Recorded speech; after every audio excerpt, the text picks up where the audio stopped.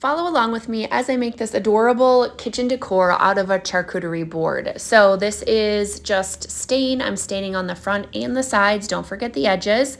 And then I'm using some stencil material. This is 810 to put down on my sign. This one I'm gonna do the vinyl paint peel method where I put the vinyl down. I'm gonna paint it with a little roller.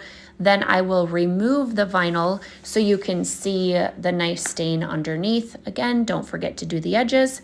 Here I'm just peeling off that vinyl, and then I'm going to take my other piece and put down and actually paint in like a stencil. I'm just using regular acrylic paint for this and a little makeup wedge. You want to just make sure you don't use too much paint so your stencil doesn't bleed. Once you're finished with that, you can just remove the stencil, weed out the little pieces that are still left on your board. And then I wanted to add some twine to this, so I just took my staple gun and stapled some twine to give it some fun little interest on the board. And then I added a bow on top. I don't really like bows, so I just tied it on. You could staple it if you want to, but here's a finished product. Hope you love it.